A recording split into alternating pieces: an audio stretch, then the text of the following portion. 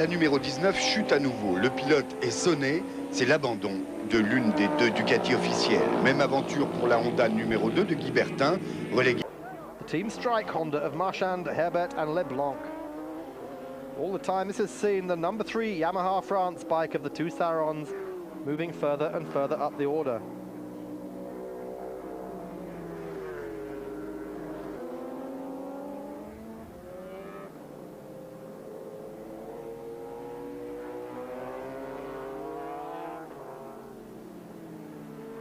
Endurance bikes, of course, with these massive headlights for the night racing here. This, remember, is September, and this is Paul Ricard in the south of France.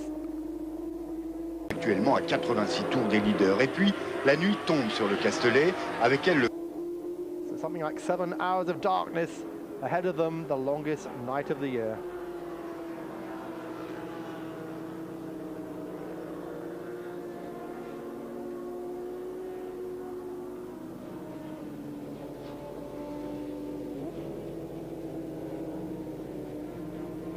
Great battle still going on between Ducati, Kawasaki, Honda and Yamaha as night falls.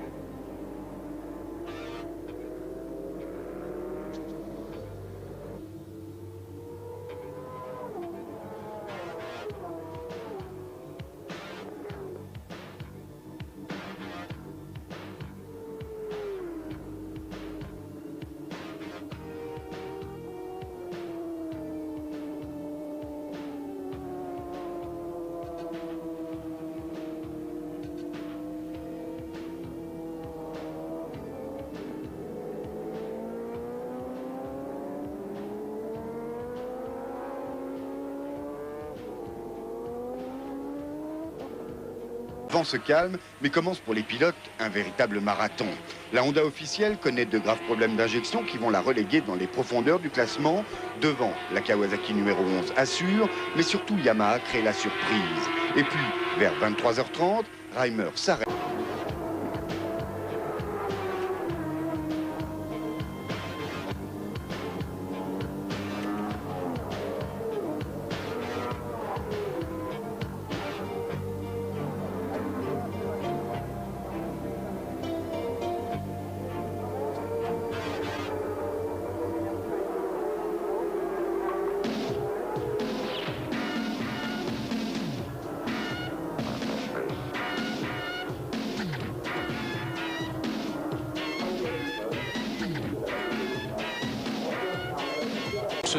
Cette image toujours hallucinante de ces machines lancées à plus de 200 à l'heure, presque 300 à l'heure, à la seule lueur des phares. Par parenthèse, Jean-Claude, j'ai vu passer devant moi tout à l'heure une machine qui n'avait plus de feu rouge arrière. Qu'est-ce que font les commissaires dans ces cas-là? Normalement, les commissaires signalent la direction de course et le directeur de course doit présenter un drapeau noir avec le numéro de ce concurrent, l'obligeant à s'arrêter. Un drapeau noir, ça doit pas être facile à voir la nuit, comment ils font? Oui, mais là, ils sont devant les stands et devant les stands, c'est quand même éclairé. Ah bon, je crois qu'ils tenaient le drapeau noir avec une lampe de poche devant le drapeau. Bon, à mon avis, ça sera sûrement ce qu'ils vont faire. Mais pour l'instant, elle ne s'est pas mis en place, donc le concurrent peut rouler, mais à l'occasion qu'il repassera à son stand, sera ravitaillé.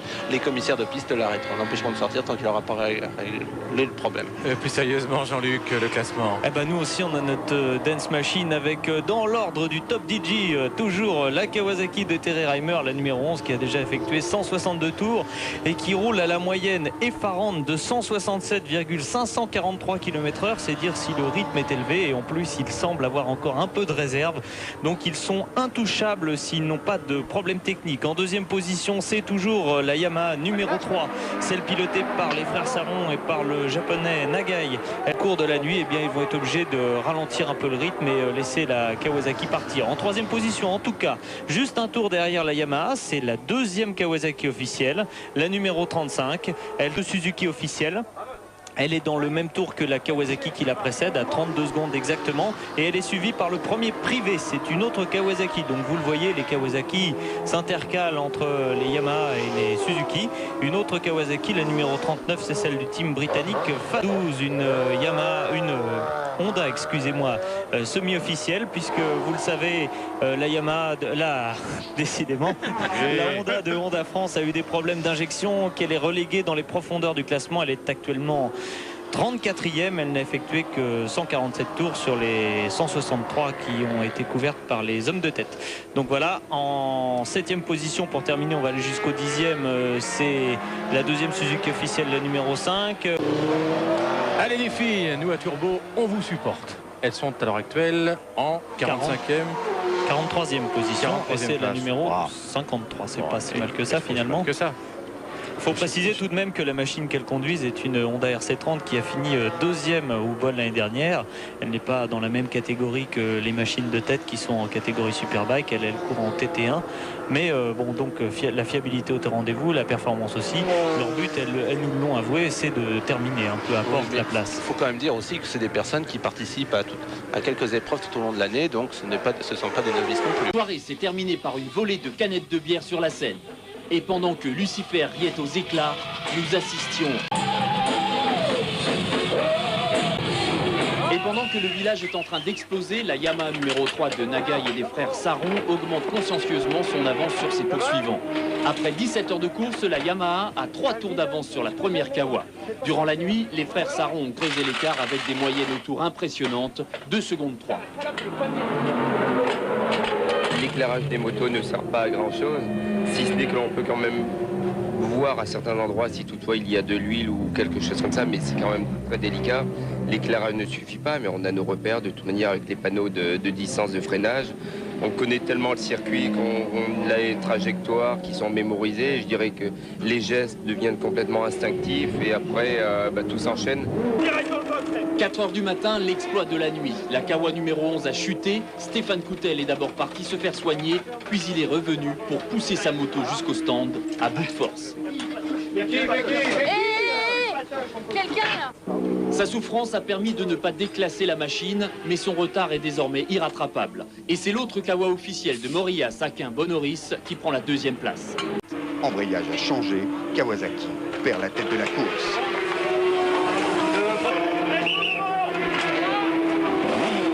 Chez Yamaha, sans trop le montrer, on est content. Après 9 heures de course, les frères Saron et le japonais Nagai sont en tête. C'est plus qu'on n'osait espérer. Derrière, l'autre Kawasaki maintient la pression. Et puis la Suzuki numéro 4, celle de Moineau, la vieille et d'Orgex, connaît quelques problèmes de radiateur d'huile. Elle rétrograde en 11e position.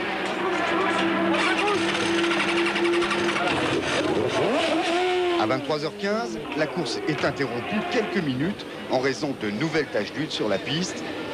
Près d'un quart d'heure plus tard, les débats seront relancés. À peu de choses près, les conditions météo sont actuellement idéales sur le Castellet, comme dirait l'autre, pourvu que ça dure. Un petit peu son équipement. Christian, là, vous êtes en tête.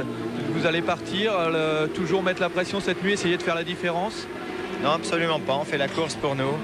On s'est retrouvé en tête, malgré nos petits ennuis également. Mais bon, je crois qu'on a une équipe homogène, une moto qui marche très bien. Donc il est beaucoup trop tôt pour nous pour parler de tactique, mais vous m'excuserez, je dois partir, donc il faut que je mette le casque. Voilà, merci. Je crois que juste avant de conclure, on pourrait parler du classement en TT1. Le premier, la numéro 76. En Super Sport, c'est la numéro 99.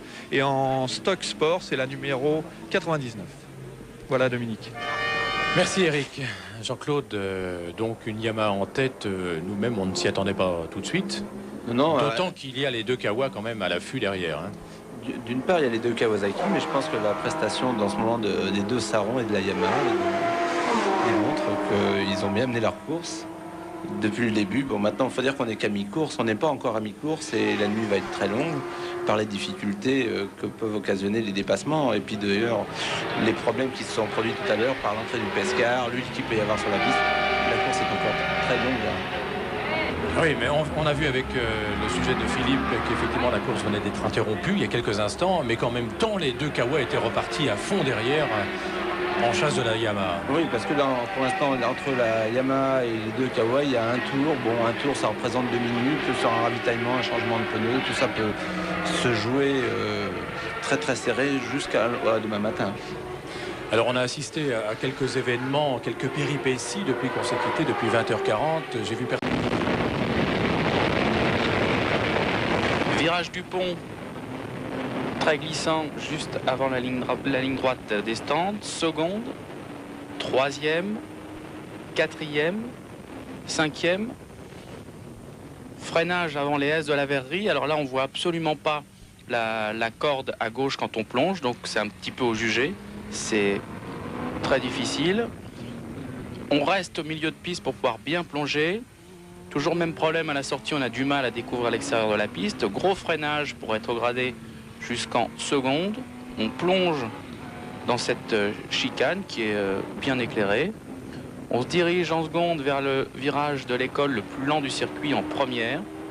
Pareil, un virage assez délicat parce que ça glisse. On a peur de monter un peu trop sur le vibreur. Seconde dans le virage de la Sainte-Baume. Troisième. Et là, on a du mal aussi à voir le point de corde du gauche qui commande la ligne droite. Dans la ligne droite, on monte tous les rapports jusqu'en sixième.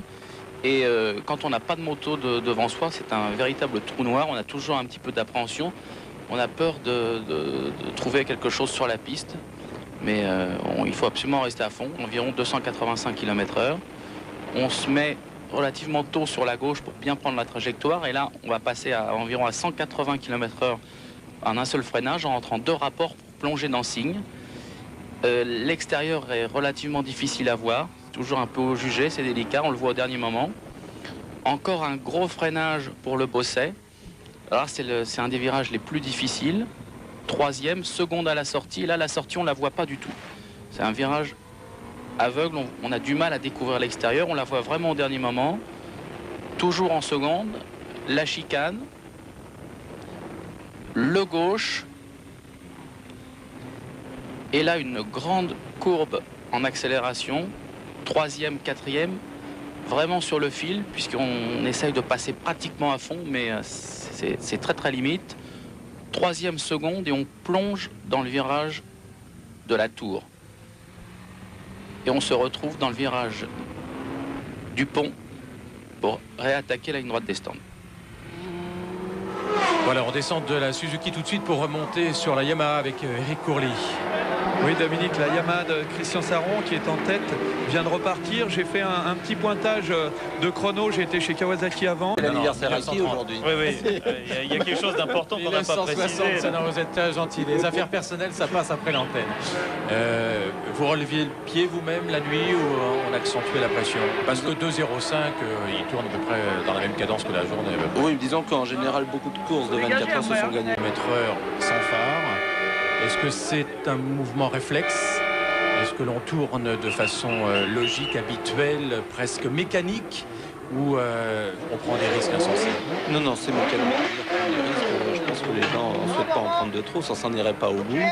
Je crois que c'est très mécanique et puis il y a une habitude, il y a une accoutumance à rouler vite, même à rouler vite la nuit. En tout cas, ils sont tous de grands gens. Même ceux qui finiront demain à la dernière place, il faut reconnaître que ce qu'ils font là, quand on les voit passer à cette heure-ci...